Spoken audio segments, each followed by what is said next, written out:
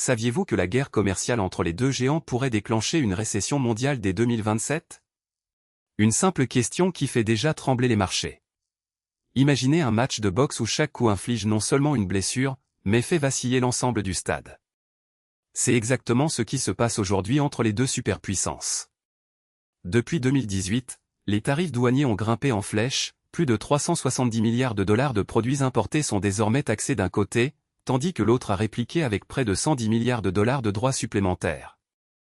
Ces chiffres ne sont pas de simples statistiques, ils représentent des usines qui ferment, des emplois qui disparaissent, des chaînes d'approvisionnement qui se délitent comme un vieux filet de pêche.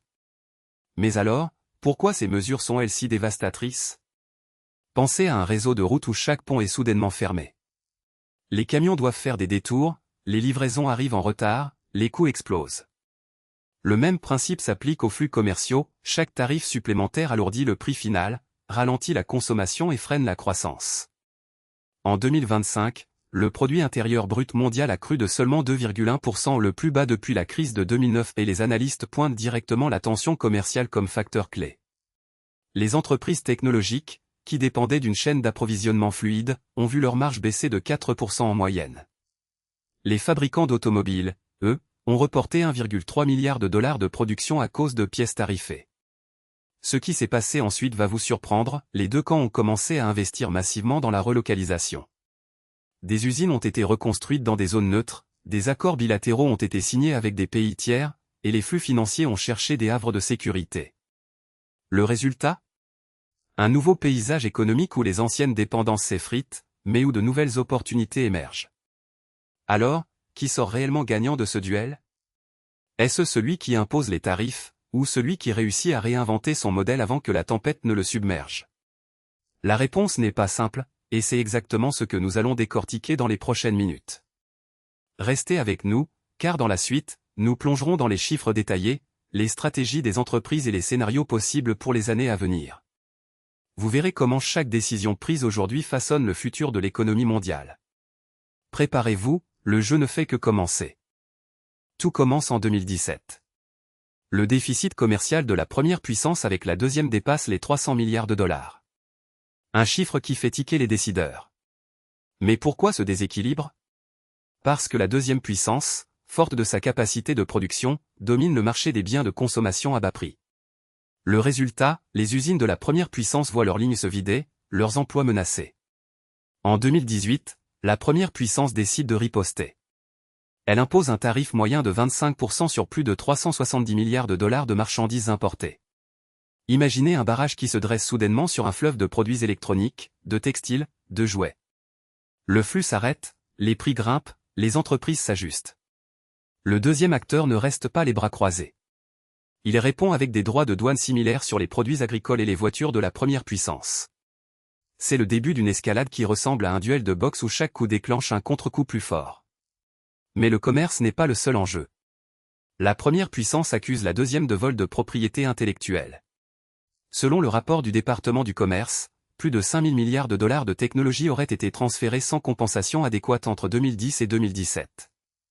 Un vol qui, comparé à un cambriolage de coffre-fort, justifie, aux yeux de certains, une réponse musclée.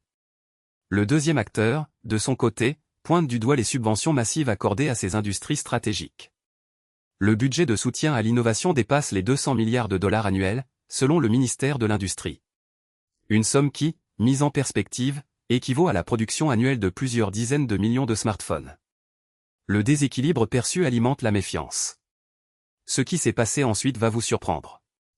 En 2019, les deux parties signent un accord partiel, la première puissance accepte de réduire certains tarifs, la deuxième s'engage à renforcer la protection de la propriété intellectuelle. Mais l'accord ne dure que 6 mois. Les tensions reviennent, les tarifs augmentent de nouveau, et le conflit s'étend au secteur de la technologie 5G et de l'intelligence artificielle. Les chiffres parlent d'eux-mêmes. Le volume des échanges chute de 7% en 2020, selon les statistiques du commerce mondial.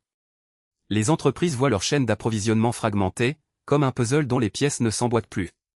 Les investisseurs, quant à eux, voient leur portefeuille vaciller, redoutant une nouvelle vague de restrictions. Alors, quelles leçons tirer de ces débuts? Le conflit n'est pas né d'un jour au lendemain, il est le résultat d'un déséquilibre structurel, de suspicions mutuelles et d'enjeux technologiques. Dans la prochaine section, nous décortiquerons les stratégies déployées par chaque camp pour gagner la bataille économique. Accrochez-vous, le jeu ne fait que commencer.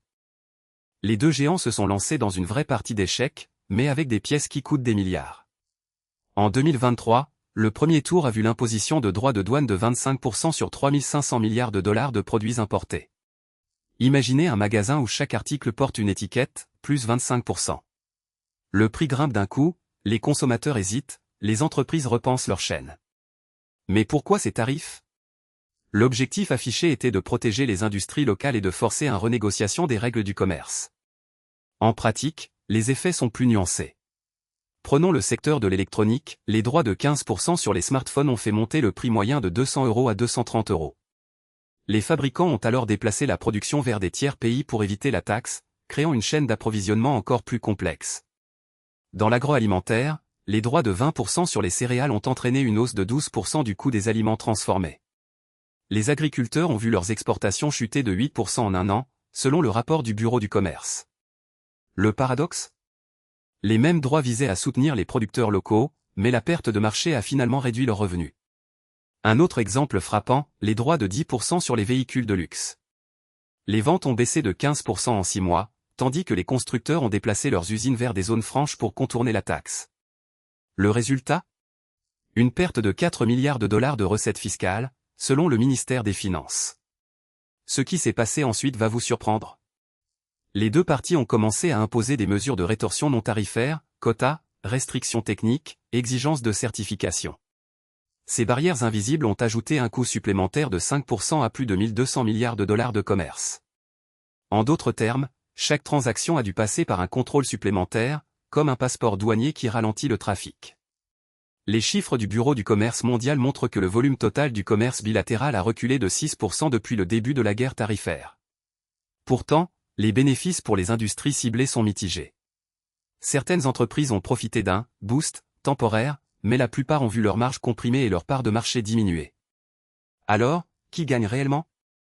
Les données suggèrent que les consommateurs paient la facture, les chaînes d'approvisionnement s'ajustent, et les gouvernements récoltent des recettes ponctuelles, mais à quel prix? La prochaine étape de ce conflit se joue sur le terrain de la technologie et de l'innovation. Comment les deux puissances vont-elles utiliser leurs atouts numériques pour reprendre l'avantage? C'est ce que nous allons décortiquer dans la prochaine section. Les deux géants se livrent une bataille qui dépasse les simples tarifs douaniers. Imaginez un match de tennis où chaque service est un brevet, chaque smash un investissement en R&D. Qui domine le cours? En 2025, les dépenses mondiales en recherche et développement ont franchi les 2500 milliards de dollars, et les deux acteurs représentent à eux deux plus de 30% de ce total. Selon le rapport de l'OCDE, l'un d'eux a alloué 2,5% de son PIB à la R&D, soit près de 600 milliards de dollars, tandis que l'autre a atteint 3,0% avec un budget de 650 milliards. Ces chiffres ne sont pas que des statistiques, ils traduisent des laboratoires qui embauchent des milliers d'ingénieurs, des campus de semi-conducteurs qui tournent à plein régime. Mais alors, pourquoi les chaînes d'approvisionnement en puces sont devenues le terrain de jeu préféré? En 2024, les tarifs sur les circuits intégrés ont grimpé à 25%, ce qui a fait flamber le coût moyen d'un processeur de 10% à 18%. Les fabricants ont réagi comme des joueurs de poker qui misent tout, ils ont déplacé la production vers des zones neutres, accéléré la création de fabs locales et, surtout, investi dans la technologie de lithographie extrême, EUV. Le résultat? En moins d'un an, la capacité de production de wafers de cette Newton-mètre a augmenté de 12% dans les installations hors des deux blocs. Un exemple concret, le lancement du processeur X1 en début d'année. Conçu par une joint venture, il a intégré 10% de composants provenant de fournisseurs tiers, réduisant ainsi l'exposition aux tarifs. Le chiffre d'affaires du premier trimestre a atteint 4,2 milliards de dollars, soit 15% de plus que prévu. Ce qui s'est passé ensuite va vous surprendre, le même processeur a été adopté par un réseau de télécommunications pour tester la 6G, un projet qui aurait dû attendre 2028. En moins de 6 mois, plus de 3000 stations ont été équipées, montrant comment la pression tarifaire a accéléré l'innovation. Les brevets, quant à eux, racontent une histoire similaire. Le registre mondial de la propriété intellectuelle indique que les dépôts de brevets liés à l'intelligence artificielle ont augmenté de 22% en 2025, avec une part dominante provenant des deux acteurs. Les startups spécialisées en IA ont levé 12 milliards de dollars, dont 40% d'investissements directs provenant de fonds souverains. Toute cette dynamique crée un effet domino, les fournisseurs de matériaux rares voient leur prix grimper de 8% en moyenne, les universités signent des accords de recherche accélérés, et les gouvernements introduisent des subventions ciblées. Le paysage technologique se redessine rapidement, comme un puzzle où chaque pièce se déplace sous la pression. Alors, quel sera le prochain mouvement? La réponse se trouve dans la façon dont les deux blocs réorganisent leurs écosystèmes d'innovation. Passons maintenant à la section suivante pour explorer les répercussions sur les chaînes d'approvisionnement et la logistique mondiale. Imaginons 3 chemins possibles pour la suite du conflit commercial. Le premier, c'est la ** spirale d'escalade ***. Si les deux camps continuent à augmenter les droits de douane, on pourrait atteindre 30% sur plus de 500 milliards de dollars de marchandises. Déjà, en 2024, les tarifs ont touché 370 milliards de dollars. Poursuivre cette logique ferait exploser le coût des produits importés, comme les puces électroniques qui coûtent aujourd'hui 15% de plus. Les entreprises réagiraient en cherchant des fournisseurs alternatifs, mais le temps de reconfigurer une chaîne d'approvisionnement est de l'ordre de 18 à 24 mois. Ce qui s'est passé ensuite va vous surprendre, les prix à la consommation ont grimpé de 4% en un an, poussant les ménages à réduire leurs dépenses discrétionnaires. Le résultat? Une contraction du PIB de 0,7% dans les deux économies, selon le FMI. Le deuxième scénario, c'est le * découplage ***. Imaginez un mur de 10 ans entre les deux géants du secteur. Les entreprises américaines déplacent leurs usines de semi-conducteurs vers des zones franches, tandis que les firmes asiatiques investissent massivement dans la R&D locale. En 2025, la capacité de production de puces en Europe a bondi de 12% grâce à des subventions de 30 milliards de dollars. Les chiffres de l'OCDE montrent que le commerce de haute technologie pourrait chuter de 20% d'ici 2030. L'effet domino se répercute sur les voitures électriques, le prix moyen d'une batterie passe de 120 $ à 150 $ le kWh, ralentissant la transition verte. Enfin, le * scénario de coopération multilatérale ***.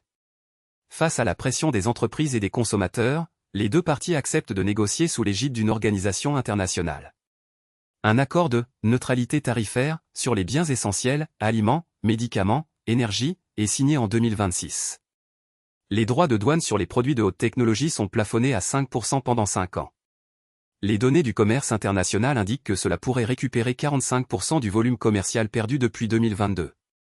Les entreprises profitent d'une stabilité qui leur permet d'investir 12% de plus dans l'innovation, selon le rapport de la Banque mondiale. Quel scénario vous semble le plus probable? La réalité se situe souvent entre deux extrêmes. Ce qui est certain, c'est que chaque décision aura un impact mesurable sur les emplois, les prix et la compétitivité globale. Les prochains mois seront décisifs.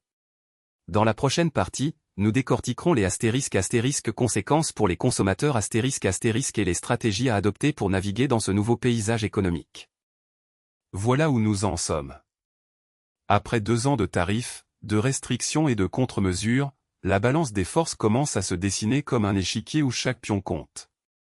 Les chiffres parlent d'eux-mêmes, le déficit commercial a grimpé de 300 milliards à 350 milliards, les droits de douane moyens ont atteint 24% sur plus de 200 milliards de marchandises, et les investissements directs ont chuté de 12% en un an. Mais alors, qui tire réellement son épingle du jeu? Imaginez 2 coureurs sur une piste de sprint, l'un porte un sac de 50 kg, l'autre un sac de 30 kg. Au départ, le plus lourd avance plus vite grâce à la puissance brute, mais il s'essouffle plus tôt. De la même façon, la puissance industrielle massive a permis à la première puissance de garder le cap, mais les restrictions technologiques notamment sur les puces avancées ont ralenti son moteur. Une société de semi-conducteurs a vu son chiffre d'affaires chuter de 15% après l'interdiction d'accès à certains équipements. En revanche, les entreprises du second bloc, plus agiles, ont redirigé 20% de leur chaîne d'approvisionnement vers des fournisseurs alternatifs, créant ainsi de nouvelles opportunités.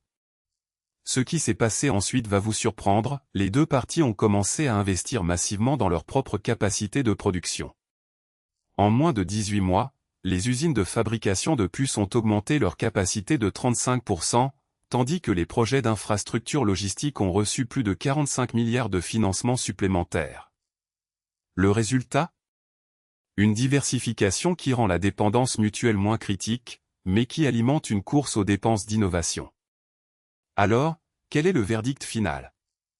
Aucun des deux n'a clairement gagné, ils ont tous deux perdu du terrain sur leur marché traditionnel, mais gagné en autonomie stratégique. Le vrai gagnant, c'est le consommateur qui voit les prix fluctuer, les délais s'allonger, mais qui bénéficie à terme de nouvelles technologies locales.